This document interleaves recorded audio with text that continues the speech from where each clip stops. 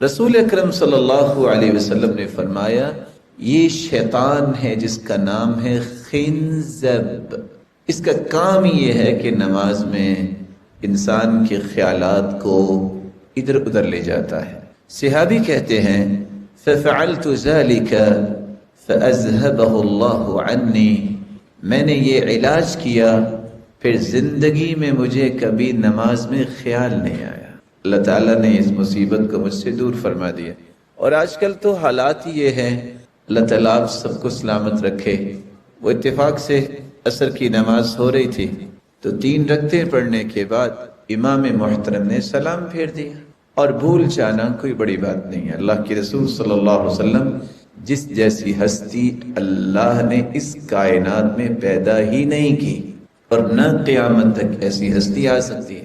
آپ نے ظہر کی نماز پڑھائی اور 2 رکعتیں پڑھنے کے بعد آپ نے سلام پھیر دیا تو بھول جانا یہ بڑی بات نہیں، لیکن یہاں ایک اور معمہ حل ہو گیا۔ 3 رکعتیں پڑھنے کے بعد سلام پھیرا، پہلی صف اور دوسری صف بھی خاموش رہی۔ پیچھے سے ایک شخص نے کہا جناب آپ نے 3 رکعتیں پڑھی ہیں۔ کہا نہیں ہم نے تو 4 پڑھی ہیں۔ کہا آپ کو کیسے پتہ چلا؟ اس کا جواب سنیے گا۔ کہا جناب میں ہر روز عصر کی نماز پہ اپنی 4 دکانوں کا حساب ایک ایک رکعت میں کرتا ہوں، میری تو ایک دکان بچ گئی۔ اس کو بھی یہ ٹینشن نہیں ہے کہ میری ایک رکعت رہ گئی، اس بیچارے کو یہ پریشانی ہے کہ میری ایک دکان کا حساب رہ گیا۔ اور رسول اللہ صلی اللہ علیہ وآلہ وسلم نے جو عبادت اور نماز بتائی ہے ان تعبد اللہ کأنک تراہ، نماز کو اس طرح پڑھو کہ تم اپنے رب کو دیکھ رہے ہو۔ فَإِن لَمْ تَكُنْ تَرَاهُ فَإِنَّهُ يَرَاكَ، اگر یہ یقین نہیں آپ کا بنتا تو یہ یقین تو ہونا چاہیے کہ تمہارا رب تمہیں ضرور دیکھ رہا۔ رسول اللہ صلی اللہ علیہ وسلم نے ایک چوتھا نام بیان کیا ہے وَلَهَن، یہ شیطان کا نام ہے۔ یہ وضو کے اندر وسع ڈالتا ہے۔ آپ نے دیکھا ہوگا، اللہ نہ کرے کہ آپ میں سے کوئی ایسا ہو، بعض لوگ وضو کرنے لگتے ہیں اور وضو کرتے ہی جاتے ہیں۔ بھئی آپ کا وضو نہیں ہوا، بس ابھی ہو جاتا ہوں فارغ۔ اب حدیث کہتی ہے کہ آپ وضو کے اعضاء کو 1 مرتبہ بھی دھو سکتے ہیں، 2 مرتبہ بھی دھو سکتے ہیں، اور 3 مرتبہ بھی دھو سکتے ہیں۔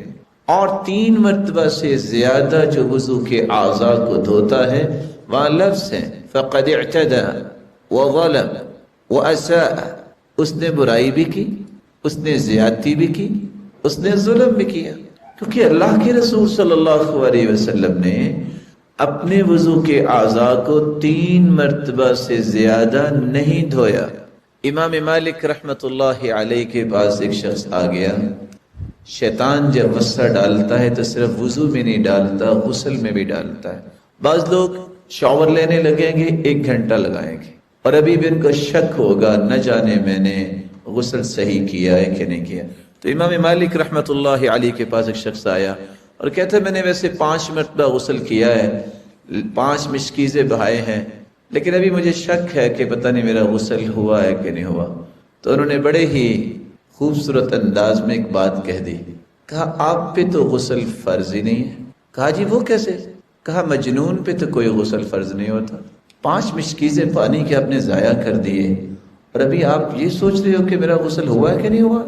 یہ شک پیدا کرنا یہ شیطان کا کام ہے۔ وَلَهَن، وضو کے اندر شک پیدا کرتا ہے۔ آپ 6 سے 7 مرتبہ بازو کو دھوتے ہیں اور ابھی یہ ہوتا ہے پتہ نہیں دھلا ہے کہ نہیں دھلا۔ انسان کو ہمیشہ یقین پہ بنیاد رکھنی چاہیے۔ الیقین لا یزول الا بالیقین، شک تو کوئی ایسا کلیہ اور قاعدہ نہیں ہے جس کی بنیاد پہ انسان یقین کو توڑ دے۔ تو رسول اللہ صلی اللہ علیہ وسلم کے اس فرمان میں وَلَهَن ایک شیطان کا نام آیا ہے، اگرچہ اس حدیث پہ علماء نے کلام بھی کی ہے۔ شیطان کی کنیت ابو قطرہ، ابو مرہ ہے۔ ابو قطرہ کا مطلب آگ والا، اس کا کام ہی ہے آگ کی دعوت دینا، اور ابو مرہ کا مطلب کڑواہٹ والا، اس کے پیچھے جو لگتا ہے اس کی زندگی میں کوئی لذت نہیں رہ جاتی۔ رسول اللہ صلی اللہ علیہ وسلم کے اوپر جو قرآن نازل ہوا ہے وہ شیطان کی اصلیت کو ظاہر کرتا ہے۔ آپ نے بھی سنا ہوگا شیطان فرشتہ تھا، شیطان تو یہ تھا، لیکن صحیح فیصلہ اللہ تعالیٰ کا ہے، اور جو قرآن مجید نے بیان کر دیا ہے، شیطان یہ فرشتہ نہیں تھا بلکہ یہ جن تھا۔ ارشاد ربانی ہے، وَإِذْ قُلْنَا لِلْمَلَائِكَةِ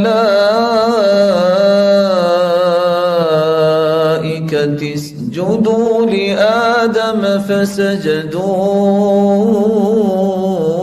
إِلَّا إِبْلِيسَ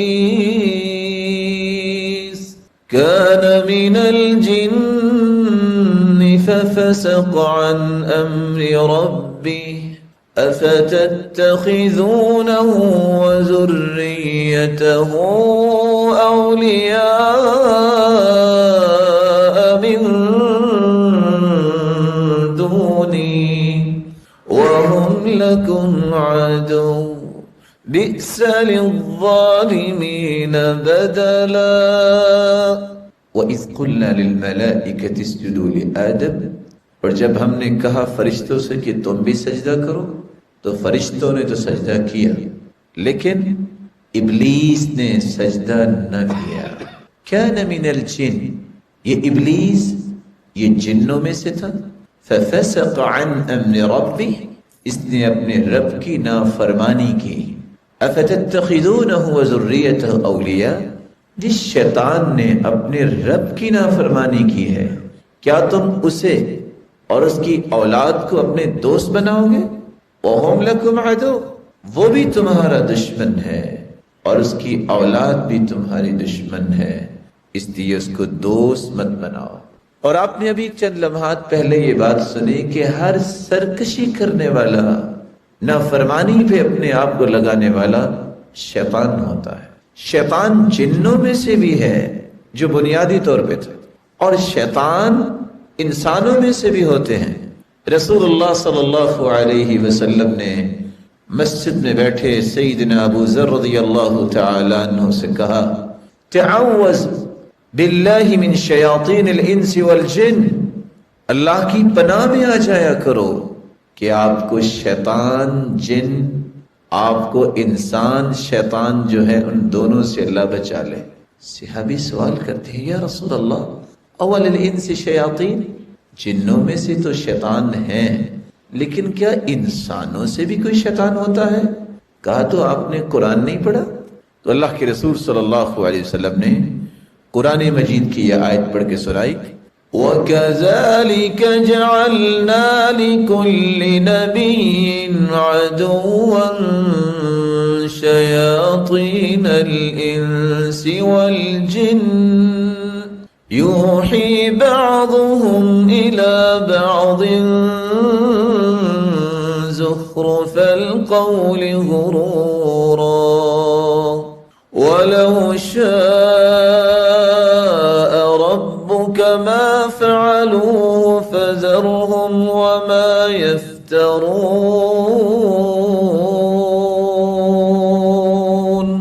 وَكَذَلِكَ جَعَلْنَا لِكُلِّ نَبِيٍّ عَدُوًّا، جتنے بھی انبیاء دنیا میں آئے ان کی دشمنی کرنے والے شیاطین تھے۔ کون سے شیاطین؟ جو جنوں میں سے تھے، جو انسانوں میں سے تھے۔ تو شیطان جنوں میں سے بھی ہوتا ہے اور انسانوں میں سے بھی ہوتا ہے، اس لیے آپ نے سورت تو یاد کی ہوگی، قل اعوذ برب الناس ملک الناس الہ الناس من شر الوسواس الخناس الذي يوسوس في صدور الناس، آخر میں کیا ہے؟ من الجنة والناس، وہ شیطان جو دل میں وسوسہ ڈالتا ہے وہ جنوں میں سے بھی ہے اور انسانوں میں سے بھی ہے۔ رسول اللہ صلی اللہ علیہ وآلہ وسلم نے جو امت کو رہنمائی دی ہے، اس رہنمائی سے ہمیں پتہ چلتا ہے کہ اللہ ذوالجلال جب فرشتوں کو سجدے کا حکم دیا تو انہوں نے سے ہی شیطان کی دشمنی کا آغاز ہو گیا۔ اللہ ذوالجلال نے جب یہ بات شیطان سے کہی کہ یہ بتاؤ کہ تم نے سجدہ کیوں نہیں کیا، تو قرآن مجید نے اس کا ایک نقشہ کھینچا ہے۔ اللہ ذوالجلال فرماتے ہیں، قال ما منعك ألا تسجد إذ أمرتك قال أنا خير منه خلقتني من النار وخلقته من طين. یہ بتاؤ تم نے سجدہ کیوں نہیں کیا؟ اس نے وہاں اللہ کے حکم کو ترجیح نہ دی، اپنی عقل سے فیصلہ کرنا چاہا، اپنی خواہش کو مقدم کیا. عقل کا فیصلہ اس کا کیا نکلا؟ کہتا ہے اس کو تو اللہ اپنے مٹی سے بنایا، آدم کو مجھے آگ سے بنایا، میں اس سے بہتر ہوں، میں اسے سجدہ کیوں کروں؟ بات یہ نہیں تھی، بات یہ تھی کہ خالق کا حکم ہے سجدہ کرو تو سجدہ کر دینا چاہیے. لیکن اس نے رب کے حکم پر اپنی عقل کو مقدم کیا، اللہ کی رحمت سے دھتکارا. فاخرج منها فإنك رجيم وإن عليك لعنتي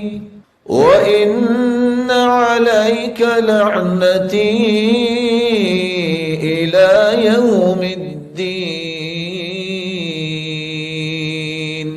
میری رحمت سے آج سے تم دور ہو جاؤ، آج کے بعد تجھ پہ میری لعنت ہے اور قیامت تک یہ لعنت برستی رہے. یہاں رک کے میں ایک پیغام اپنے لیے بھی اور آپ کے لیے بھی چھوڑنا چاہوں. زندگی کے لیل و نہار میں جو یہ حیات مستعار مجھے اور آپ کو ملی ہے، گنے ہوئے دن، جب اللہ ذوالجلال کا حکم آئے قرآن کی صورت میں، اس کے رسول کا حکم آئے حدیث کی صورت میں، ان دو فیصلوں کے سامنے اپنی رائے کو مقدم کرنا یہ اللہ کی رحمت سے محروم ہونے کا راستہ ہے. اور قرآن نے اس کی بڑی واضح ایک آیت نازل کی ہے. قرآن مجید میں اللہ ذوالجلال فرماتے ہیں وَمَا كَانَ لِمُؤْمِنٍ وَلَا مُؤْمِنَةٍ إِذَا قَضَى اللَّهُ وَرَسُولُهُ أَمْرًا أَن يَكُونَ لَهُمُ الْخِيَرَةُ مِنْ أَمْرِهِمْ وَمَن يَعْصِ اللَّهَ وَرَسُولَهُ فَقَدْ ضَلَّ ضَلَالًا مُبِينًا. کسی مومن مرد کے لیے جائز نہیں، کسی مومنہ عورت کے لیے جائز نہیں کہ جب اللہ کا فیصلہ آ جائے قرآن کی شکل میں، اس کے رسول کا فیصلہ آ جائے حدیث کی شکل میں، پھر وہ اپنی منمانی کرے، پھر وہ اپنی رائے کو مقدم کرے، اپنی سوچ کو، اپنی دانش کو مقدم کرے. جو ایسا کرتا ہے وہ اللہ اور اس کے رسول کا نافرمان قرار دیا جاتا ہے، اور ایسا شخص واضح گمراہی میں چلا گیا. آپ نے سنا ہوگا محمود و ایاز کا نام سنا ہوا ہے؟ کس کس نے سنا ہوا ہے؟ اس کا مطلب ہے صرف چند لوگوں نے سنا ہے. کون تھے محمود و ایاز؟ اب تو ماشاءاللہ اہل دانش ہیں، یہ مبارک چہرے تو پڑھنے لکھنے والے ہیں. وہ سب وزراء بیٹھے تھے نا، وزراء کو بڑی کوفت تھی کہ ایاز کے ساتھ محمود کی بڑی جو ہے محبت ہے، تو انہیں کہ ہیرا تھما دیا، کہتے اس کو زمین پہ مارو. تو سارے وزراء کانپنے لگ گئے کہ آپ نے اگر ہمیں مارنا ہی ہے، قتل کرنا ہے، تو آپ بہانہ تو نہ بنائیں، ہم یہ ہیرا کیسے جو ہے خزانے کا توڑ دیں. چلتے چلتے جب ایاز کے پاس پہنچے تو ایاز نے پکڑا اور زمین پہ دے مارا اور ہیرا توڑ دیا. کہا ایاز یہ کیا کیا؟ کہا آپ کا آرڈر تھا.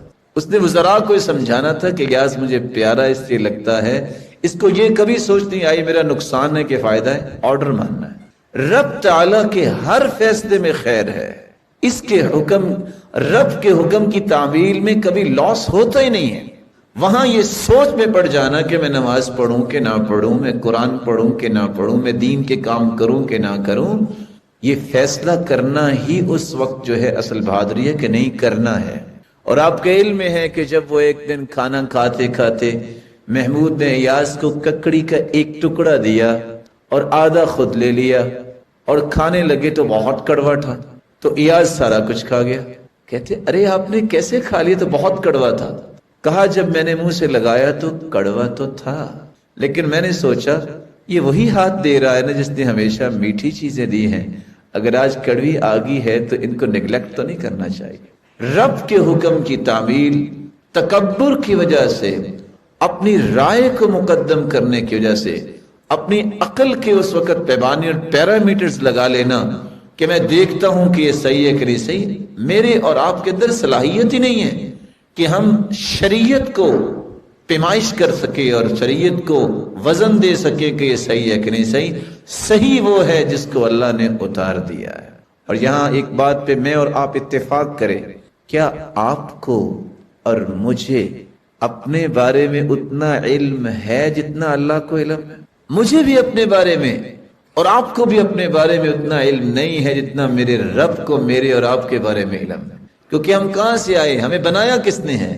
جو بنانے والا ہے اس کو مجھ سے زیادہ علم ہے. میری ضرورت کیا ہے, میں کیا چاہتا ہوں, میرے لیے خیر کیا ہے, میرے لیے شر کیا ہے, کون سی اچھائی مجھے چاہیے, کس وقت چاہیے, کتنی چاہیے, یہ سارے اندازے اللہ تعالیٰ کے ہی صحیح ہیں. اور اللہ تعالیٰ نے جو فیصلے کرنے ہیں اسی پہ ہی اطمینان کرنا چاہیے.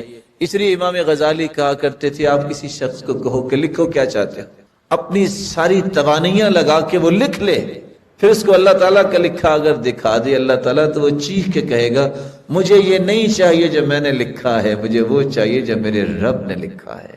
کیونکہ میری تو عقل وہاں تک سفر ہی نہیں کر سکتی جو رب تعالیٰ نے نعمتیں رکھی ہیں, جو رب تعالیٰ نے وہاں جنت کے ایسے ایسے تحائف رکھے ہیں. لا عین رأت, کسی آنکھ نے ایسی نعمتیں آج تک دیکھی نہیں. ولا اذن سمعت, کسی کان نے آج تک ان کا تذکرہ نہیں سنا. ولا خطر على قلب بشر, آج تک کسی کے دل میں ایسا خیال تک نہیں آیا جو رب تعالیٰ نے جنت میں مسلمانوں کے لیے, مومنوں کے لیے نعمتیں تیار کر رکھی. تو اللہ عز و جلال نے جب شیطان کو اپنی رحمت سے دھتکار دیا تو شیطان نے اس وقت ایک اللہ عز و جلال کے سامنے گزارش رکھی. قال رب فانظرنی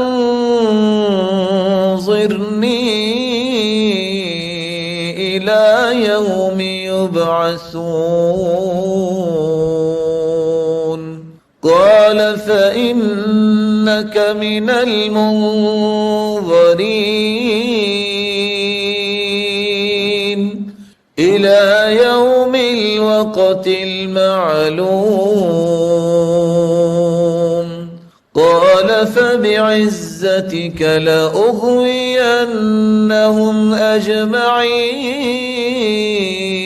أجمعين إلا عبادك منهم المخلصين.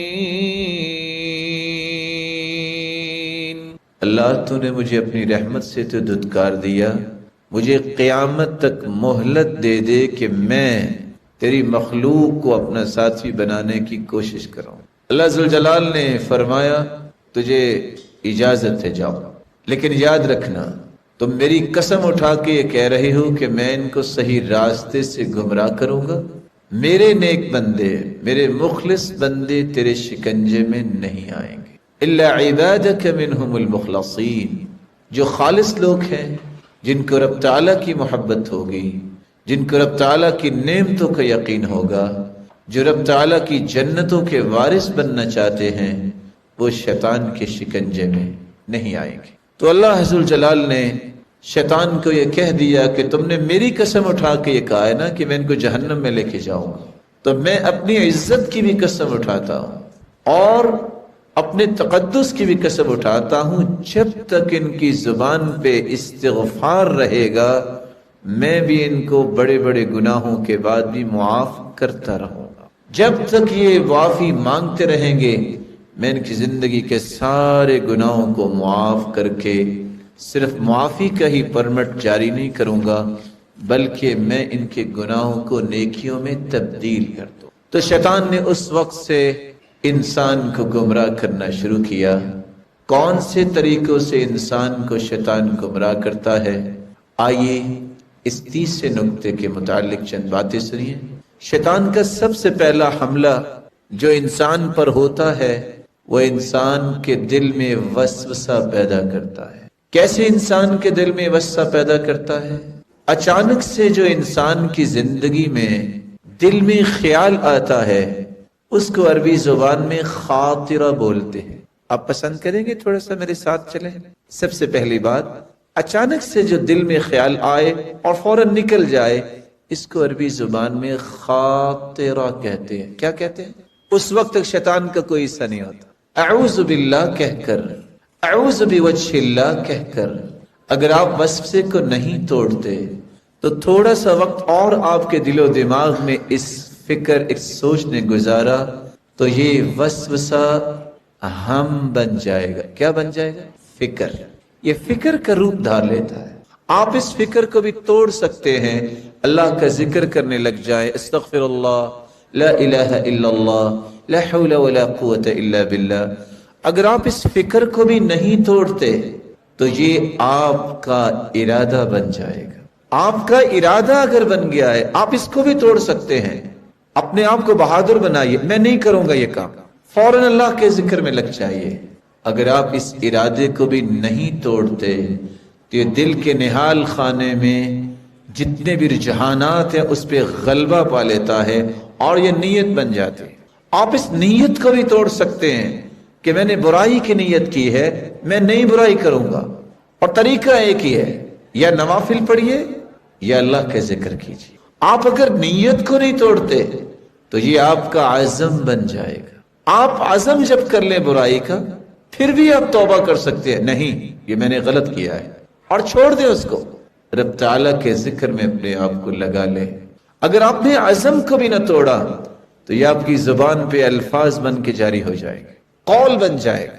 آپ کی زبان نے غلط بول بھی دیا، آپ 3 مرتبہ پڑھ لیں، استغفر اللہ، استغفر اللہ، استغفر اللہ، رب تعالیٰ اسے معاف فرما دیتے۔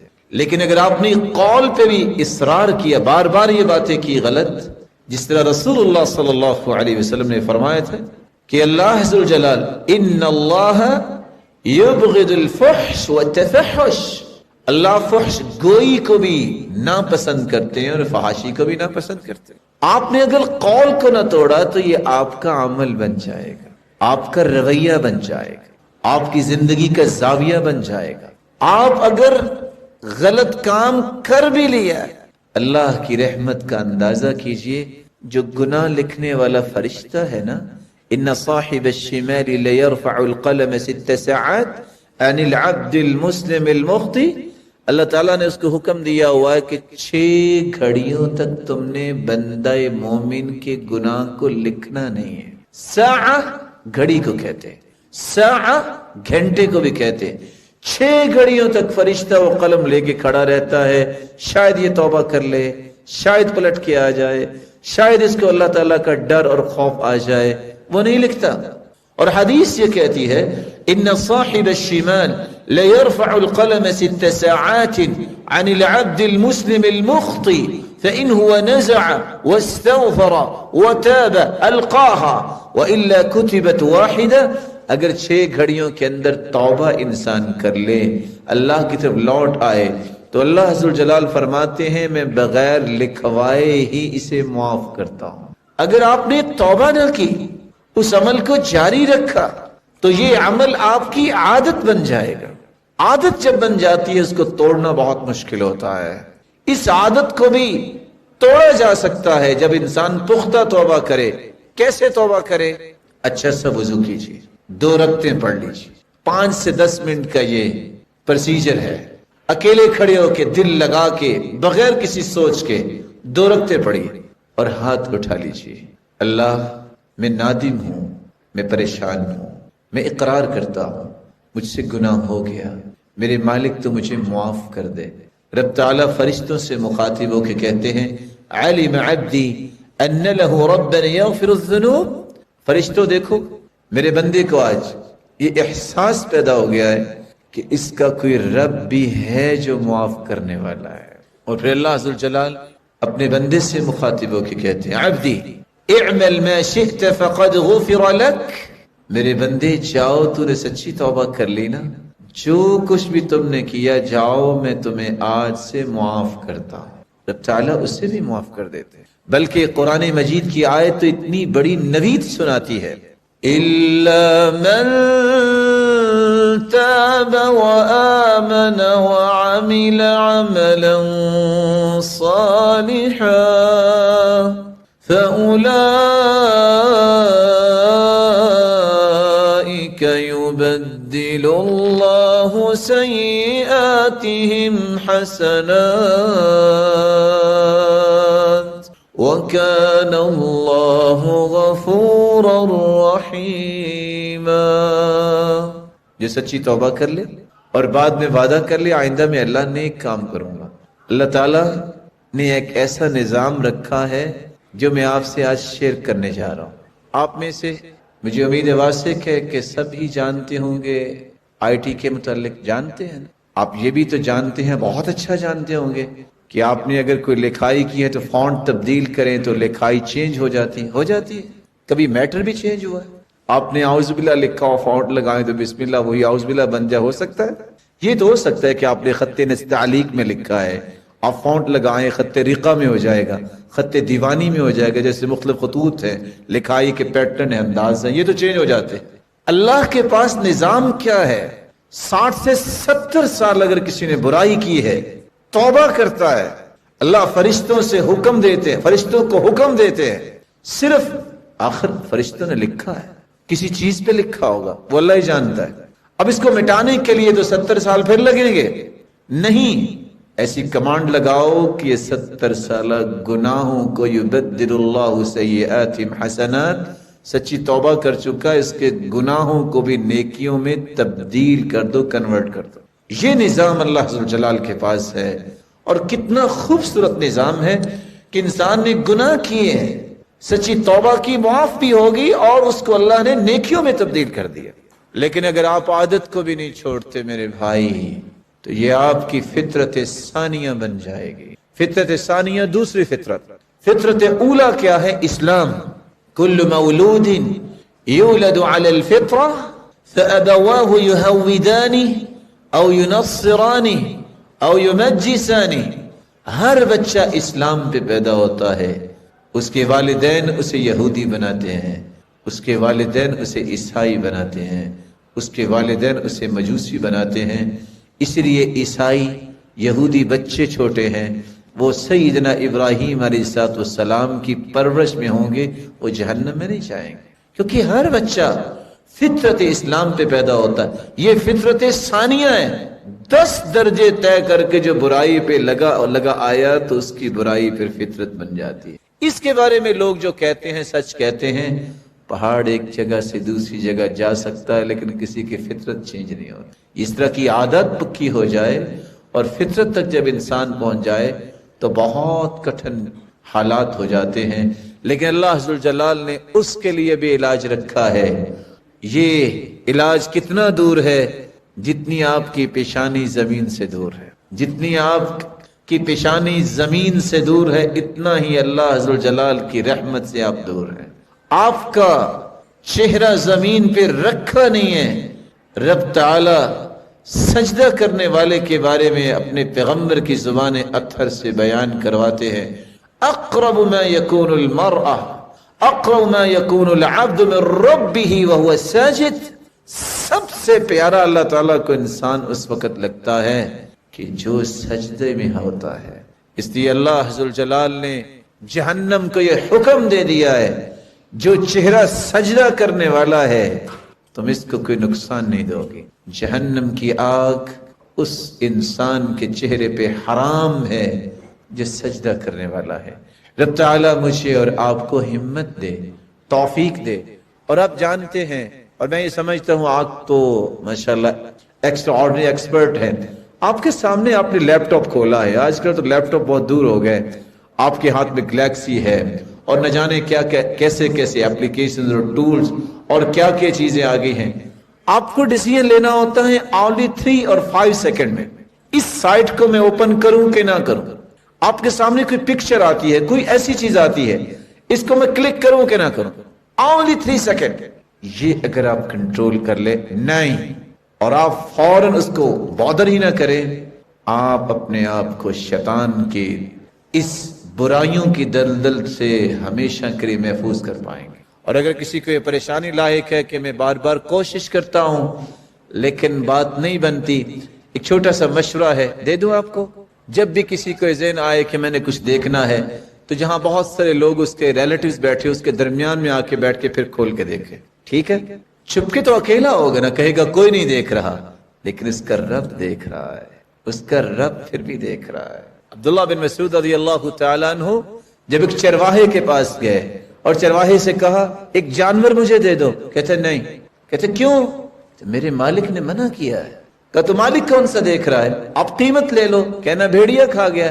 کہا نہیں, میرا مالک تو نہیں دیکھ رہا, لیکن میرے مالک کا مالک تو دیکھ رہا ہے, میں اس کو جواب کہہ دوں گا. اسی لقمان حکیم جب فوت ہونے لگے تو بیٹے نے کہا ابا جان ساری چیزیں اپنے ساتھ ہی لے جانی ہے, مجھے بھی کچھ بتاؤ. کہا بیٹا لکھو, بیٹا گناہ کرنے کو جی چاہے تو کر لینا, لیکن وہاں جا کے کرنا جہاں اللہ نہ دیکھتا ہو. کیا خیال ہے آپ کا؟ بیڈ روم میں تو نہیں اللہ تعالیٰ دیکھتے کہ دیکھتے ہیں؟ آپ کے اپنے کمرے میں تو ظاہر ایک نہیں ڈبل گیٹ بھی ہو سکتا ہے نا, ڈور بھی ہو سکتا ہے نا, اور وہاں تو آپ کے سسٹم بھی ہو سکتے ہیں کہ باہر کی آواز اندر نہ آئے اور اندر کی آواز باہر نہ جائے, ریکارڈنگ سسٹم جیسے ہوتا ہے. پھر کہا بیٹا اگر گناہ کرنے کو جی چاہے تو کر لینا, لیکن اللہ کی زمین پہ نہ کرنا, کسی اور جگہ جا کے کر لینا. کہاں جائے گا؟ اللہ کی زمین کے سوا کو اور جگہ ہے؟ پھر کہا بیٹا اگر گناہ کرنے کو جی چاہے تو کر لینا, لیکن اتنا کرنا جتنی سزا سہنے کی تیرے جسم میں طاقت ہے. اللہ ذوالجلال ہم سب کو محفوظ فرمائے. تو وسوسہ یہ پہلا طریقہ ہے شیطان کا جس سے وہ انسان کو ڈیٹریکٹ کرتا ہے, رب تعالیٰ سے دور کرتا ہے. اور دوسرا طریقہ شیطان انسان کو رب سے دور کرتا ہے تو اسلام کے اصول میں شک پیدا کرتا ہے. اسلامی اصول کیا ہیں؟ رب کے بارے میں تشکیک, رسول کے بارے میں تشکیک, اور قرآن و حدیث کے بارے میں شک پیدا کرنا, طرح طرح کے اشکالات پیدا کرنا, طرح طرح کی باتیں اس کے ذہن میں لانا. حدیث کے الفاظ ہے شیطان دل میں خیال ڈالتا ہے من خلق السماء, بتاؤ آسمان کس نے بنایا؟ تو انسان کہتا ہے ربی, ربنا, اللہ نے بنایا. پھر وہ ایک خیال پیدا کرتا ہے من خلق الارض, بتاؤ زمین کس نے بنائی؟ بندہ کہتا ہے اللہ نے بنائی. اچانک سے ایک سوال ذہن میں پیدا کرتا ہے من خلق ربک, تیرے رب کو کس نے بنایا؟ تیرے رب کو کس نے بنایا؟ رک جاؤ, یہ خیال ہی شیطانی ہے. 3 کام کرو, فلینتہی, رک جاؤ, سوچنا بند کرو. دوسرا کام پڑھیے اعوذ باللہ من الشیطان الرجیم تاکہ شیطان سے بچ جائے. تیسرا کام لا الہ الا اللہ, اللہ کے سوا کوئی معبود برحق نہیں. یہ 3 کام کرنے سے شیطان جو آپ کو اغوا کرنا چاہ رہا ہے اس سے آپ محفوظ ہو جائیں گے. رسول اللہ صلی اللہ علیہ وآلہ وسلم کا فرمان ہے شیطان کے اس وسوسے سے بچنا جو اللہ کے بارے میں, جو قیامت کے بارے میں, اور جو اللہ عز و جلال کی ذات کے بارے میں سوالات پیدا کرتا ہے. حکم یہ تفکروا فی آلاء اللہ ولا تفکروا فی اللہ, اللہ کی نعمتوں میں غور کیا کرو, اللہ کی ذات کی کنہ میں مت جاؤ. اچھا قبر کیسے ہے, اس کے اندر کیسے فرشتے آتے ہوں گے, میرا رب جانتا ہے. قیامت کا ماحول, جنت جہنم کیسے ہے, جیسے قرآن و حدیث نے بیان کر دی. میرا اور آپ کا ایمان ہونا چاہیے. اور یہاں میں رک کے, یوتھ کسی بھی معاشرے کی بہت بڑی نعمت ہوتی ہے, یاد رکھیے گا, کسی بھی معاشرے کے اندر یوتھ بہت بڑی نعمت ہوتی ہے. مستقبل کی بھاگ ڈور اللہ تعالیٰ نے ان کے ہاتھ میں دینی ہوتی ہے. اس لیے آپ اپنے آپ کو کبھی معمولی نہ سمجھیں. نہ جانے آپ میں سے کتنے لیڈرز بیٹھے ہیں, اور کتنے قوم کے رہبر و رہنما بیٹھے ہیں, اور کتنے اقتصادیات کے اندر کل کو عالمی منڈی میں نام پیدا کرنے والے ہوں گے, اور کتنے ایسے لوگ ہیں جن کو دیکھ کے لوگ اپنی زندگی اور فیوچر کی پلاننگ کریں گے. اپنے آپ کو کبھی بھی یہ نہ سمجھے گا کہ ہم تو کچھ نہیں کر رہے. آپ اس عمر میں ہیں جس عمر میں بہت کچھ ہو سکتا ہے. یوتھ کے سامنے آج یہ جملہ میں نے پیش کیا ہے کہ اسلامی اصولوں میں شک پیدا کرنا, یہ کس انداز سے پیش کیا جاتا ہے. میں آپ سے گزارش کروں گا کہ آپ کچھ سوالوں کے جوابات کے ساتھ میرے ساتھ شریک ہوئیے گا. ہوں گے انشاءاللہ. میں 4 کلمے بولنا چاہ رہا ہوں, آپ بتائیے گا صحیح ہیں کہ نہیں.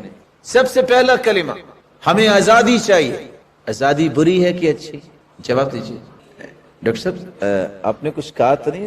مجھے تو بہت اچھے لگ رہے ہیں ماشاءاللہ، اب تھوڑا سا جواب دیجیے۔ ویسے بریک فاسٹ کر کے آتے ہیں؟ اللہ آپ کو برکت دے۔ سب سے پہلا جو جملہ بولا جاتا ہمیں آزادی چاہیے، نو ڈاؤٹ آزادی ہونی چاہیے۔ دوسرا جملہ مساوات ہونی چاہیے، نو ڈاؤٹ مساوات کو پسند کریں آپ۔ تیسرا جملہ رواداری ہونی چاہیے، سنا کبھی؟ اور ہونی چاہیے۔ چوتھا جملہ ترقی ہونی چاہیے، اور ترقی ہونی چاہیے۔ ہم تو چاہتے ہیں مسلمان زندگی کے ہر میدان میں سب سے آگے نظر آئیں۔ فرق کیا ہے؟ فتنہ کہاں ہے؟ حقیقت کیا ہے؟ یوتھ کو یہ بات سمجھنا ضروری ہے۔ میرے اور آپ کے نزدیک سب سے پہلا جملہ آزادی یہ ہے، میں آزادی کے ساتھ نماز پڑھوں، میں آزادی کے ساتھ روزہ رکھوں، میں آزادی کے ساتھ تجارت کروں، میں آزادانہ طریقے سے اپنی زندگی کو انجوائے کروں اسلامی اصولوں کی روشنی میں آزادانہ طریقے سے اپنی زندگی کو خوبصورت بناؤں، اپنے رشتہ داروں سے ملوں، اپنے دوستوں سے ملوں، یہ آزادی ہے۔ لیکن آزادی مغرب کیا دیتا ہے؟ غور کیجئے گا، قرآن مجید کو آپ دیکھتے ہیں وہاں بار بار لفظ آتا ہے عبد، بندہ غلام ہے کس کا؟ اللہ کا۔ اس کو رب کی بات ماننی ہے اور آزادی لینی ہے۔ آزادی رب کی باتوں کو چھوڑ کر نہیں، رب کے احکامات کو مان کے آزادی لینا، یہ ہر مسلمان کی خواہش ہونی چاہیے۔ لیکن قرآن نے عبد کا لفظ بولا، آپ بائبل کو اٹھائیں گے وہاں پہلے یہ لکھا جاتا تھا مین کائنڈ، اس کی ٹرانسلیشن کیا کریں گے آپ؟ وہ بھی یہ تصور قائم کرتے تھے کہ اللہ کوئی ہے، گاڈ کوئی ہے۔ لیکن جب کانٹ آیا ہے، ریگارڈ آیا ہے، مستشرقین جو اورنٹیلزم کی شاہکار تھے، ہیوم نے سب سے آ کے یہ جملہ چینج کیا ہے، مین کائنڈ نہیں ہیومن کائنڈ۔ اور کیا کہنا چاہا؟ سوچ میری، ذہن میرا، ذہانت میری، جب میں سوچ سکتا ہوں تو فیصلہ بھی میں خود کر سکتا ہوں، مجھے کسی رب کی ضرورت نہیں ہے۔ آپ کو پسند ہے یہ آزادی؟ مغرب یہ آزادی چاہتا ہے۔ دشمن کے وار کو سمجھیے، رب تعالیٰ کے پیغمبر نے فرمایا تھا قیامت کے نزدیک لوگ شراب کو کہیں گے، اس کا نام اچھا بنا دیں گے۔ آج وہی بات ہے، مائے مقدس، پاک پانی۔ شراب اور پاک پانی یہ کیسے ہو گیا؟ اللہ کے رسول صلی اللہ علیہ وسلم نے 10 چیزوں پہ لعنت کی اور اس کے لیے 4 بڑے لفظ بولے۔ ام الخبائث، یہ خباثتوں کی جڑ ہے، ام الفواحش، یہ فحاشیوں کی جڑ ہے، اور ام الداء، یہ بیماریوں کی جڑ ہے۔ اور اللہ کے رسول صلی اللہ علیہ وسلم نے فرمایا کہ شراب یہ انسان جب پی لیتا ہے 40 دن تک اس کی عبادت تو قبول نہیں ہوتی۔ مغرب یہ آزادی چاہتا ہے، ہم کیا آزادی چاہتے ہیں؟ مسلمان کو کیا آزادی ہونی چاہیے؟ جو عمر رضی اللہ تعالیٰ عنہ نے کہی تھی، اِنَّا كُنَّا أَذَلَّ قَوْمٍ فَأَعَزَّنَا اللَّهُ بِالْإِسْلَامِ فَمَهْمَا نَطْلُبُ الْعِزَّ بِغَيْرِ مَا أَعَزَّنَا اللَّهُ بِهِ أَذَلَّنَا اللَّهُ۔ ہم ذلیل ترین قوم تھے، اللہ نے ہمیں عزت اسلام کی وجہ سے دی ہے۔ ہم نے اگر اسلام کو چھوڑ کر کسی اور طریقے سے عزت چاہی تو وہ رب ہمیں دوبارہ ذلیل کرنے پہ قادر ہے۔ آزادی کو پسند کرنا چاہیے، لیکن وہ آزادی جو میری اور آپ کی عقل مانتی ہے۔ آپ کو اللہ تعالیٰ ایسی آزادی دے، آپ دنیا میں جہاں بھی جائیں عزت کے ساتھ جائیں، لوگوں کو یہ علم ہو یہ مسلمان ہے، یہ آزادی ہے۔ اپنے من کا غلام بن کے آزادی لینا یہ مغرب کی آزادی ہے، یہ مسلمانوں کی آزادی نہیں ہے۔ سورج کہاں غروب ہوتا ہے؟ بولیے۔ سورج غروب ہوتے یہ ضرور پیغام دیتا ہے، میں بھی جب مغرب کا رخ کرتا ہوں نا تو غروب ہی ہوتا ہوں۔ اگر آپ مغرب کے پیچھے آئیں گے تو آپ کی عظمت غروب ہو جائے گی۔ مغرب میں سورج طلوع اس دن ہوگا جس دن قیامت آنی ہے۔ اللہ ذوالجلال فرمائیں گے آج مغرب سے طلوع ہو جا۔ دوسرا نعرہ کون سا دوسرا نعرہ تھا؟ کسی کو یاد ہے؟ مساوات۔ مساوات کا مطلب ہوتا ہے برابری۔ کیا ہوتا ہے؟ برابری۔ آپ برابری پسند کرتے؟ بولیے۔ میں یہ بات آپ کے دل تک پہنچانا چاہ رہا ہوں۔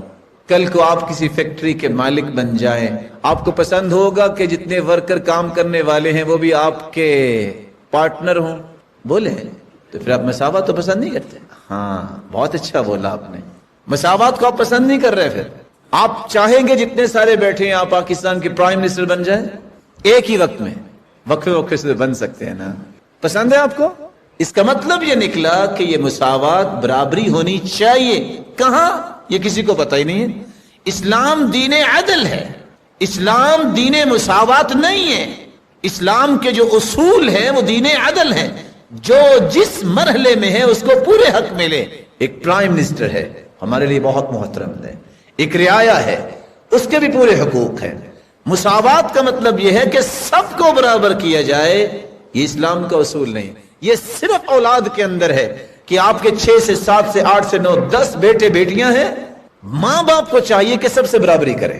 آپ ایک کو ایک لینڈ گفٹ کر رہے ہیں تو آپ کو یہ لینڈ گفٹ کرتے وقت سوچنا ہے میں نے دوسرے کو دی ہے کہ نہیں دی. ایک کو مکان جو ہے وہ بائے کر کے دے رہے ہیں، دوسرے کو بھی سوچے دیا ہے کہ نہیں دیا.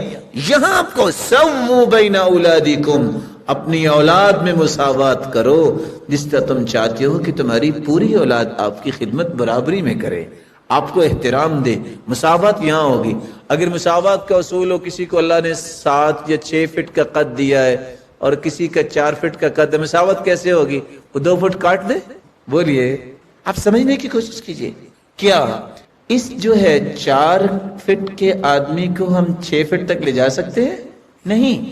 جو اس کے حقوق ہے اس کو پورے دیے جائیں گے، جو اس کے حقوق ہے اس کو پورے دیے جائیں گے. میں تو نہیں کہتا لیکن ایک بات بیان کی گئی سنا دیتا ہوں. بمنطق المساواة، لکھنے والے لکھتے ہیں اگر مساوات کا اصول دنیا میں نافذ کر دیا جائے تو بمنطق المساواة تو ہوگا کیا جو ہم نہیں کر سکیں گے کہ بہت سارے دانش مند یہ کہیں گے کہ 1 سال تو عورت کو بچہ جننا چاہیے تو 1 ساتھ مرد کو بھی ایسا کرنا چاہیے. ہو سکے گا؟ بمنطق المساواة. اسلام کہتا ہے عدل کرو، اولاد میں برابری مساوات کرو. مغرب کے سامنے عدل کیا ہے، مساوات کیا ہے جو نعرہ بار بار میں اور آپ سنتے ہیں؟ ذرا غور سے سنیے گا. میرا اور آپ کا عقیدہ ہے 1,44,000 صحابہ حجت الوداع کے موقع پہ تھے، سارے مل جائیں ایک نبی نہیں بن سکتا. بن سکتا ہے؟ نہیں بن سکتا. لاکھوں تابعین مل جائیں ایک صحابی کی عظمت کو نہیں پہنچ سکتے. پہنچ سکتے ہیں؟ بلکہ ابو الدرداء کی روایت سنیے، ساری دنیا نیکیاں کر لے، ایک گھڑی جو صحابی نے اللہ کے رسول کے ساتھ گزاری ہے اس کی قیمت ادا نہیں ہو سکتی. اسی طرح میرے اور آپ جیسے اگر کھربوں لوگ جمع ہو جائیں ایک تابعی بن سکتا نہیں. یہ درجات ہیں. مغرب کہتا ہے مساوات کا معنی یہ ہے نبی ہو، صحابی ہو، تابعی ہو، تبع تابعی ہو یا عام شخص ہو یا کوئی نعوذ باللہ کافر ہو، سب برابر ہیں. برابر ہیں. یہ ہے مغرب کی مساوات. اس وار کو سمجھیے. اسلام کے اندر شک پیدا کرنے کے یہ وار ہیں. تیسری بات رواداری ہونی چاہیے. رواداری کا کیا مفہوم ہے؟ آپ تو ماشاءاللہ پڑھے لکھے بیٹھے ہیں، ہم نے تو آپ سے اس طرح کی باتیں لینی ہیں. رواداری کس کو کہتے ہیں؟ ٹالرنس. بہت اچھا لفظ بولا. برداشت. آپ کسی بھی معاملے میں ٹالریٹ کریں. سماحہ، وسعت ظرفی کا مظاہرہ کریں. کہاں؟ مسلمانوں کے درمیان یا کافروں کے درمیان؟ مسلمانوں کے درمیان. جہاں پہ ضرورت ہو. اچھا لفظ ہے. یہ الگ بات ہے کہ مانیں گے یا نہیں مانیں گے. رواداری کا مفہوم اسلام نے یہ دیا ہے کہ آپ کے ساتھ مسلمان ظلم بھی کرے معاف کر دو، ٹالریٹ کرو. کوئی گالی دے آپ اس کو دعا دو، معاف کر دو. لیکن کافر آپ کو تہہ تیگ کر دے آپ ٹالریٹ کرتے رہے، ٹھیک ہے؟ بولے نہیں. رواداری کا مفہوم اسلام کا آپ نے سمجھا. معاشرے کے اندر محبت، احترام، اخلاق، نرمی کو عام کیا جائے. معاف کرنا سیکھیے. سب سے افضل ایمان یہ ہے الصبر والسماحہ، صبر کرنا اور ٹالریٹ کرنا، برداشت کرنا. یہ سب سے افضل ایمان ہے. لیکن مغرب کیا کہتا ہے؟ تورات بھی آسمان سے آئی، انجیل بھی آسمان سے اتری، قرآن بھی آسمان سے اترا.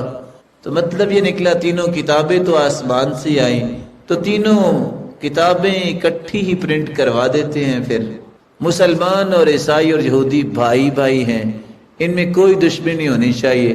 یہودی ایک دن میں 1,00,000 مسلمان بھی مار دیں تو برداشت ہی کرنا چاہیے.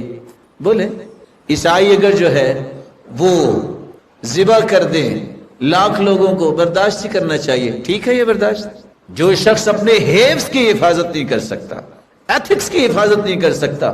اور مجھے وہ جملہ یاد آ رہا ہے جو جملہ کہنے والے نے کہا تھا.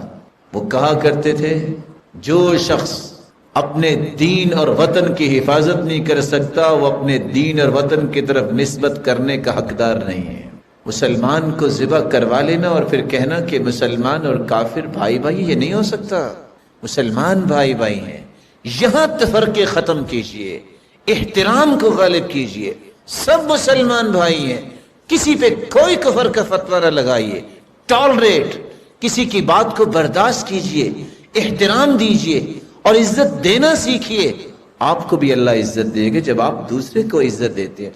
کسی کی عزت کو مت اچھالیے، کسی کی پگڑی کو مت اچھالیے، بلکہ خاموش ہو جائیے. بڑے کا احترام کرنا تو اسلام نے سکھایا ہے. وہ کیا چاہتے ہیں کہ مسلمان کافر یہ ایک ہیں.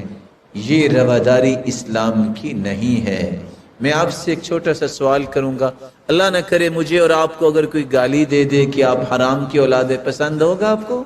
تو جو شخص یہ کہے کہ عیسیٰ علیہ السلام یہ یوسف النجار کی نعوذ باللہ مریم علیہ السلام سے دوستی ہوئی، جس کی پاداش میں پیدا ہوئے، تو یہ نبی تو نعوذ باللہ حرام کی اولاد ہیں، تو آپ کو پسند ہے یہ؟ اس کو بھائی کہہ سکتے ہیں آپ؟ 25 دسمبر کو آپ کیک ان کو پیش کر سکتے ہیں جو آپ کے پیغمبر کو اس طرح کے الفاظ بولے؟ ایسا نہیں ہو سکتا. آخری بات، چوتھا نعرہ جو لگایا جاتا ہے وہ لگایا جاتا ہے ترقی ہونی چاہیے. ہم بھی کہتے ہیں ترقی ہونی چاہیے. اور میری آپ سے دعا ہے کہ اللہ ذوالجلال آپ سب کو ایسی ترقی دے جو دنیا کے لیے مثالی بن جائے. آپ کو ہر میدان میں ترقی نصیب فرمائے. لیکن ترقی کس کو کہتے ہیں؟ عالمی منڈی میں صفِ اول کے تاجر عبد الرحمن ابن عوف رضی اللہ تعالی عنہ تھے، لیکن صفِ اول کے نمازی بھی تھے. یہ ہے ترقی. آپ رب کے احکامات کو مان کر دنیا کی چوٹی تک پہنچے.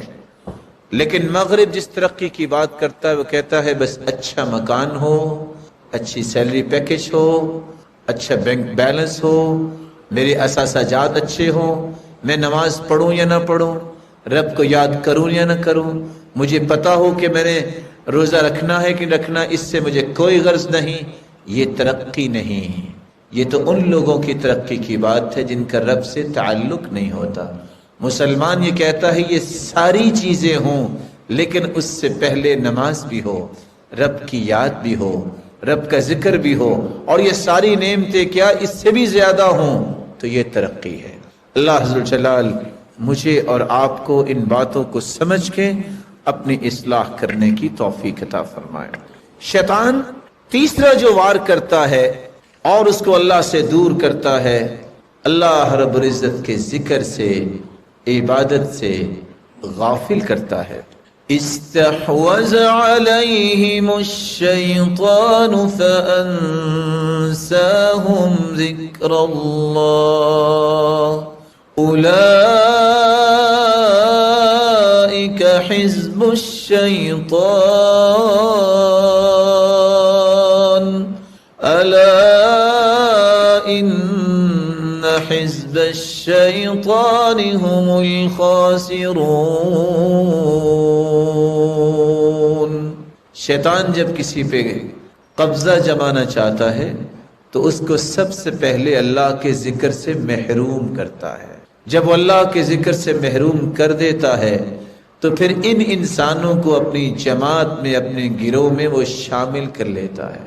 اللہ کے ذکر سے محروم ہونے والا انسان پھر شیطان کے شکنجے میں آسانی سے آ جاتا ہے. بلکہ دوسری جگہ اللہ ذوالجلال فرماتے ہیں انما يريد الشيطان ان يوقع بينكم العداوة والبغضاء في الخمر والميسر ويصدكم عن ذكر الله وعن الصلاة فهل أنتم منتهون. शैतान तुम्हें जहां अल्लाह के जिक्र से रोकता है वहां अल्लाह की इबादत से भी रोकता है। उसका जी चाहता है, वो चाहता ही ये है कि किसी तरीके से नमाज छोड़ें, किसी तरीके से नमाज में सुस्त हो जाएं। रसूल अकरम सल्लल्लाहु अलैहि वसल्लम ने ये भी फरमाया कि शैतान जहां सुस्ती पैदा करता है वहां बेहयाई को खूबसूरत बना के, बातिल को मुज़य्यन करके इंसान के सामने पेश करता है। और चौथा उसका जो बड़ा वार होता है, बुरे लोगों की सोहबत को खूबसूरत बनाता है। ऐसे लोग जो नमाज नहीं पढ़ेंगे, जो शराब नोशी करेंगे, जो शैतान के शिकंजे में आ चुके हैं, ऐसे लोगों को दोस्त बनाने की ख्वाहिश पैदा करता है।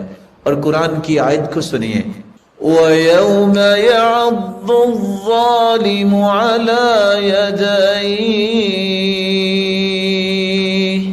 يَقُولُ يَا لَيْتَنِي اتَّخَذْتُ مَعَ الرَّسُولِ سَبِيلًا يَا وَيْلَتَى لَيْتَنِي لَمْ أَتَّخِذْ فُلَانًا خَلِيلًا لقد أضلني عن الذكر بعد إذ جاءني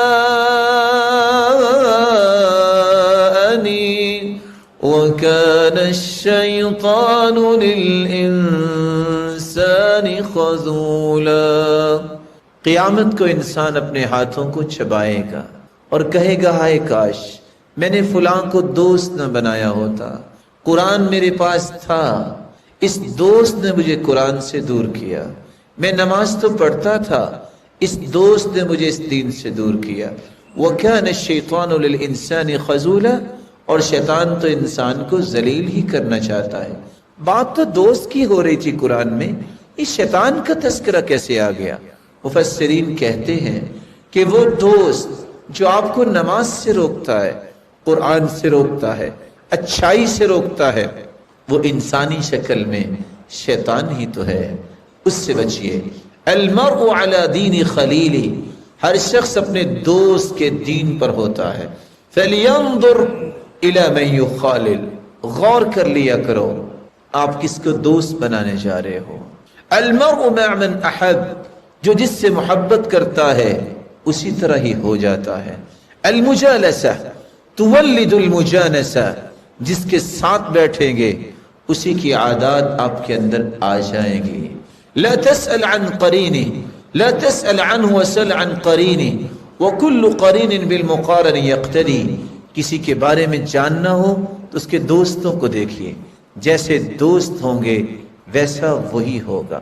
قل لمن تعاشر قلت من انت، مجھے اتنا بتاؤ تم بیٹھتے کس کے ساتھ ہو، کہنے والا کہتا ہے میں تمہیں یہ بتاؤں گا کہ تمہاری حقیقت کیا ہے۔ اس لیے اللہ کے رسول نے مثال دی ہے، اچھا دوست کستوری والا ہے اور برا دوست بھٹی میں پھونک لگانے والا ہے۔ کستوری والے کے پاس اگر آپ جائیں، یا تو اما ان یحزیک، آپ کو گفٹ دے گا کستوری، اگر وہ گفٹ نہیں دیتا آپ خرید لیں گے، گفٹ سے بھی آپ کو خوشبو آئی، آپ نے خرید لی کستوری تب بھی خوشبو آئی، نہیں تو کستوری والے کے پاس بیٹھنے سے جب تک آپ بیٹھے رہیں گے آپ خوشبو میں معطر رہیں گے۔ اچھے دوست کے پاس جب آپ جاتے ہیں، اچھا دوست آپ کو اچھی نصیحت کرتا ہے، یا آپ اس سے کچھ سوالات کر کے پوچھ کے کچھ رہنمائی لے لیتے ہیں، اور نیک لوگوں کے پاس بیٹھنے سے بھی اللہ کی رحمت کا نزول ہوتا ہے۔ اور برا دوست اس پھونکنے میں پھونک مارنے والا ہے جو آگ جلا رہا ہے، آپ اس کے پاس جائیں گے یا تو چنگاری اڑے گی، آپ کے لباس کو جلا دے گی، نہیں تو دھواں تو برداشت کرنا پڑے گا۔ برا دوست بھی ایسے ہی ہوتا ہے، یا تو آپ کو اپنی برائی میں لپیٹ لے گا، برا بنا لے گا، نہیں تو آپ کو ذلت تو سہنی پڑے گی۔ اور آج تو حقائق یہ بتاتے ہیں کہ اگر 3 بجے کوئی شخص مسجد کا رخ کر رہا ہو نا تہجد پڑھنے، اور کچھ چور بھی جا رہا ہو، نہ اس کو پتا یہ کون ہے نہ اس کو پتا یہ کون ہے، اور چوری ہو جاتی ہے تو FIR میں نام کس کا آتا ہے؟ دونوں کا۔ کیوں؟ حالانکہ وہ بیچارہ تہجد پڑھنے مسجد جا رہا ہے، معمولی سے ساتھ کی وجہ سے بھی اس کو مصیبت آ جاتی ہے۔ اس لیے 5واں طریقہ جس سے شیطان اللہ ذوالجلال کی رحمت سے انسان کو دور کرتا ہے، وہ گھروں کو خراب کرتا ہے، میاں بیوی کی لڑائی کرواتا ہے، مسلمانوں کے آپس میں تعلقات کو خراب کرتا ہے۔ رسول اکرم صلی اللہ علیہ وسلم نے فرمایا ان الشیطان اعیس ان یعبدہ المصلون فی جزیرۃ العرب، شیطان مایوس ہو گیا، جزیرہ عرب کے لوگ شیطان کی پوجا نہیں کریں گے، ولیکن بالتحریش بینہم، لیکن ایک دوسرے کے خلاف باتیں کر کر کے لڑائیاں کروا دے گا۔ اور اللہ کے رسول صلی اللہ علیہ وسلم نے فرمایا کہ شیطان نے اپنا تخت بنایا ہوا ہے، پانی پہ رکھا ہوا ہے، ثم یبعث سرایاہ، پھر اپنے چیلوں کو بھیجتا ہے، پھر وہ رپورٹ دیتے ہیں۔ حدیث لمبی ہے، صحیح مسلم کی روایت۔ ایک جب آ کے کہتا ہے فعلت کذا و کذا، آج میں نے اتنے قتل کروا دیے، تو شیطان ابلیس کہتا ہے ما صنعت شیئا، کیا کیا؟ مسلمانوں کی تو عقیدے بڑے اچھے ہیں، وہ کہتے ہیں بچے دو اچھے نہیں، جتنے بھی ہوں اتنے ہی اچھے ہیں۔ آپ نے کتنے قتل کروائے ہیں؟ 100۔ اللہ تعالیٰ نے ان کو کتنے ہزاروں بچے دے دیے، تم نے کیا کیا؟ وہ بیٹھ جاتا ہے۔ دوسرا کہتا ہے فعلت کذا و کذا، میں نے یہ کیا، کیا کیا؟ کہتے چوری کروائی۔ کہ کتنی چوری ہوئی ہے؟ مسلمان تاجر سچ بولتے، جھوٹ نہیں بولتے۔ تم نے چند لاکھ کی چوری کروائی، ان کو کروڑوں کے پروفٹس اللہ نے دے دیے، تم نے کیا کیا؟ ایک شیطان اٹھ کے جب یہ کہتا ہے میں ترکت حتی فرقت بینہ وبین امرأتی، میں صبح سے لگا ہوا تھا، خامن کو کہتا تھا وہ چھوڑو اسے، پھر شادی ہو جائے گی، پھر کیا ہے، عورتیں بہت، اور اس کو کہتا تھا کیا تم نے مصیبت پار رکھی ہے، چھوڑو اسے اور شادی ہو جائے گی۔ اب خامد اپنے گھر میں ہے، بیوی اپنے گھر میں ہے، اس وقت شیطان ابلیس اپنے تخت سے کھڑا ہوتا ہے، فَيُقَبِّلُهُ فَيَلْتَزِمُهُ، اس شیطان کو اپنے سینے سے لگا کے اس کو بوسہ دے کے کہتا ہے نعم الرجل انت، جو کام تم نے کیا کسی نے نہیں کیا۔ خاندانوں کو توڑنا، گھروں میں لڑائیاں کروانا، اس سے شیطان راضی ہوتا ہے، رحمان راضی نہیں ہوتا۔ آئیے چوتھا نکتہ، ویسے تو بہت سارے اور بھی طریقے شیطان کے، ناحق غصہ دلائے گا، فضول خرچی کروائے گا، فقیری کا خوف دلائے گا، اور کہے گا کہ آپ کا کیا سٹیٹس ہے، اس کو بلند کرو، برائی کر کے، یہ سارے کے سارے شیطانی وار ہیں۔ علاج کیا ہے؟ آپ پسند کریں گے ان علاجات کو ساتھ ساتھ یاد کرنا؟ ویسے تو آپ کا ماشاءاللہ حافظہ مجھے لگتا ہے بہت اچھا ہے، اس لیے آپ لکھتے نہیں ہیں۔ امام بخاری تھے نا، تو جب وہ استاد بولتے تو وہ لکھتے نہیں تھے، تو ساتھی کہنے لگے ما لہ لا یکتب، اس کو کیا یہ لکھتا کیوں نہیں؟ تو وہ اپنے ہاتھ سے ہی انگلی پہ اس طرح لکھتے رہتے، اللہ نے ان کو بڑا حافظہ دیا تھا۔ تو ایک شخص نے کہا یہ کیا تماشا ہے، ہم سب لکھتے ہیں، لکھتا ہی نہیں ہے۔ تو آخر ان کو کیا کرنا پڑا کہ اچھا جو تم نے حدیث سے لکھی ہیں وہ کھولو۔ 15,000 حدیث سے انہوں نے زبانی وہ سنا دی جو انہوں نے لکھی ہوئی تھی۔ تو مجھے بھی امید ہے کہ یہ سارا درس آپ کے ذہن میں لکھا جا رہا ہے، اور آپ ضرور سب کے سب ڈاکٹر صاحب کو لکھ کے دے دیں گے کہ یہ ایسے ہی ہوگا، اس لیے لکھنے نہ رہے۔ علاج کیا ہے؟ وسوسہ ہو، شیطان کا کوئی بھی ہتھ کنڈا ہو، پہلا علاج میرے بھائی اپنے آپ کو اللہ کی ضمانت میں لے جائیے، رب سے گزارش کیجیے اللہ میں اپنے آپ کو تیری پناہ میں دیتا ہوں، تیرے سوا مجھے شیطان سے کوئی نہیں بچا سکتا۔ کیسے اللہ کی پناہ میں اپنے آپ کو دینا چاہتا ہوں، اور کیسے اللہ تعالیٰ کی پناہ میں اور آپ آ سکتے ہیں؟ غور سے سنیے گا۔ سب سے پہلی بات، اگر آپ قرآن کی تلاوت کرنا چاہتے ہیں تو یہ پڑھیے اعوذ باللہ من الشیطان الرجیم، تو گویا آپ نے اپنے آپ کو اللہ کی پناہ میں دے دیا۔ دوسری بات، آپ نماز کے اندر کھڑے ہیں اور شیطانی وسوسہ اس طرح آتا ہے کہ آپ کو نماز اور تلاوت بھلا دیتا ہے، تو آپ یہ پڑھیے اعوذ باللہ من خنزر، یہ پڑھنے سے آپ اللہ کی ضمانت میں چلے جائیں گے، شیطان خیالات نہیں لائے گا۔ تیسری بات، آپ کو جب بھی غصہ آئے تو اللہ کی پناہ میں اپنے آپ کو دے دیجئے۔ آپ کیا پڑھیے؟ اعوذ باللہ من الشیطان الرجیم۔ کیا پڑھا جائے؟ صحابی کہتے ہیں کہ ایک دن ہم بیٹھے بیٹھے ایک شخص نے غصہ دلا دیا، اور جس کو غصہ دلایا اس نے اٹھ کے اپنے بازو کھولے اور وضو کرنے لگ گئے۔ پہلے جب بازو کھولے تو ہم خوفزدہ ہو گئے کہ لڑائی ہوگی، جب وہ وضو کرنے لگ گیا تو ہم نے کہا شاید پاک صاف ہو کے لڑیں گے، تو وضو کر کے جب آئے تو آ کے کہتے ہیں سنو، میرے دادا عطیہ نے مجھے بیان کیا کہ اللہ کے رسول نے فرمایا غصہ شیطان سے ہے، شیطان آگ سے بنا ہے، اور آگ کو ٹھنڈا کرنے کے لیے پانی جو ہے وہ استعمال کرتے ہیں، اس لیے جب کسی کو غصہ آئے تو وہ اعوذ باللہ پڑھ لے، نہیں غصہ جاتا تو وضو کر لے۔ ویسے تو یہ بھی حدیث ہے کہ کھڑا ہو تو بیٹھ جائے، بیٹھا ہے تو لیٹ جائے، لیکن گراؤنڈ اور ریالٹیز یہ بتاتی ہیں کہ بندہ لیٹا بھی ہو غصہ آئے تو اٹھ کے دوڑ پڑتا ہے، ایسا ہی ہوتا ہے۔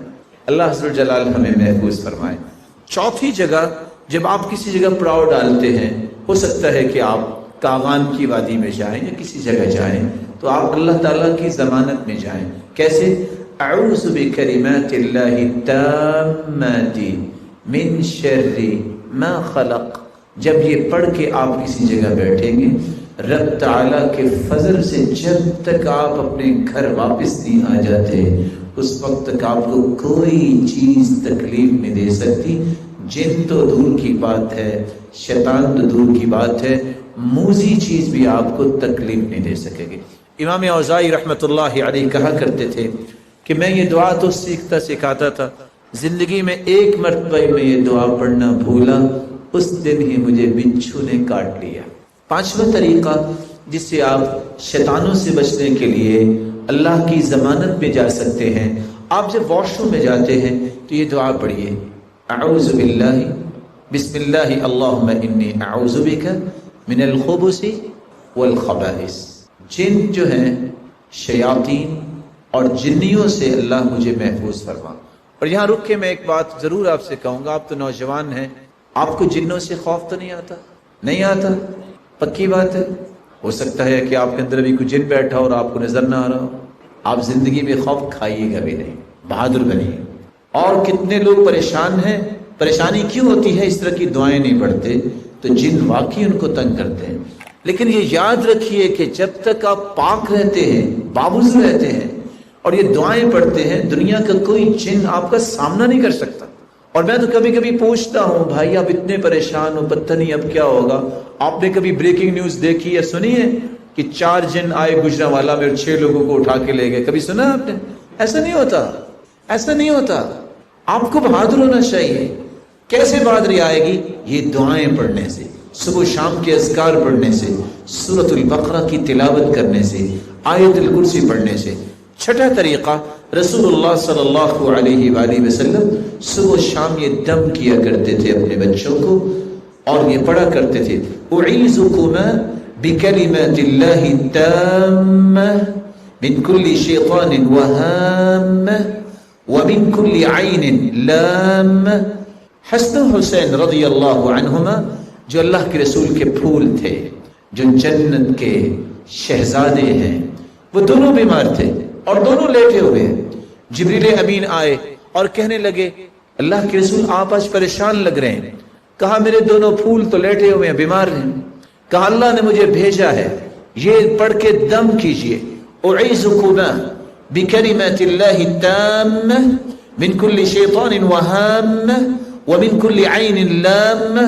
آپ نے یہی کلمات پڑھ کے دم کیے، فقام یلعبان، دونوں اٹھے اور کھیلنے لگ گئے۔ اپنے بچوں کو بھی اللہ کی ضمانت میں دیجئے، اللہ کی پناہ میں دیجئے۔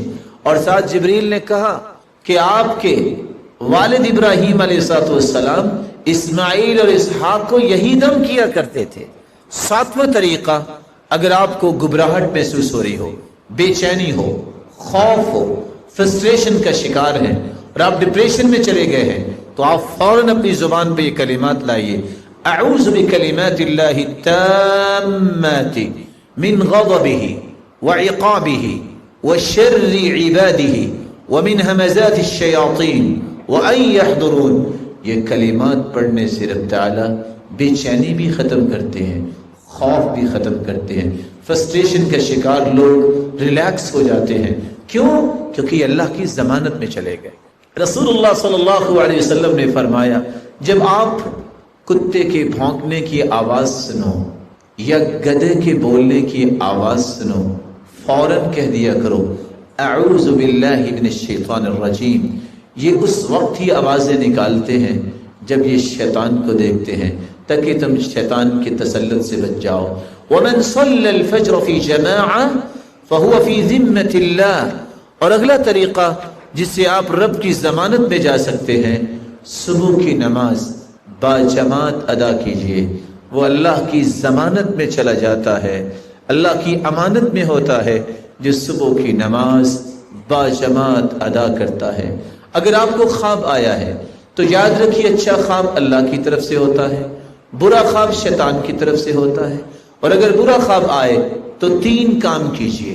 پہلا کام، اٹھ کر بائیں طرف اپنے چہرے کو کر کے 3 مرتبہ تھوک دیجئے اور یہ پڑھیے اعوذ باللہ من الشیطان الرجیم۔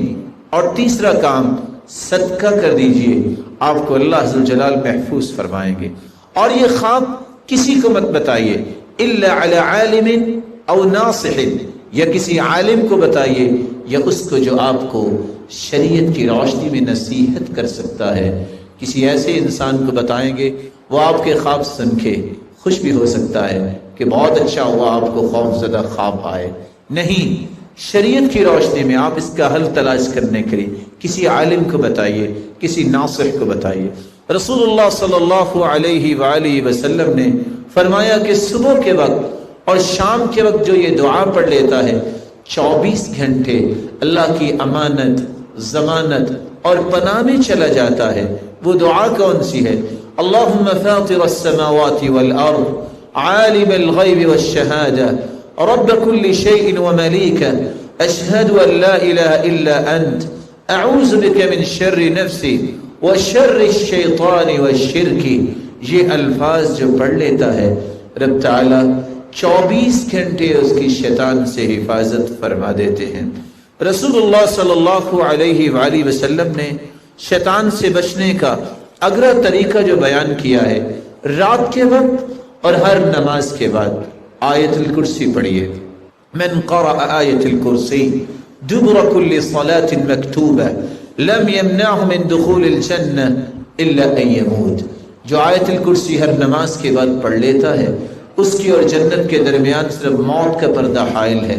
جس دن فوت ہوگا وہ جنتی مہمان ہوگا۔ اور جس گھر میں آیت الکرسی پڑھی جاتی ہے جو رات کو پڑھ لے، رسول اللہ صلی اللہ علیہ وسلم کا فرمان ہے، اللہ ذوالجلال کے پیارے پیغمبر نے کتنی خوبصورت بات کہہ دی، لن يزال عليك من الله حافظ ولا يقربك شیطان حتى تصبح۔ رات کو آیت الکرسی پڑھ لے، صبح تک شیطان آپ کے قریب نہیں آئے گا، بلکہ رب تعالیٰ کی طرف سے آپ کے لیے ایک محافظ، ایک نگران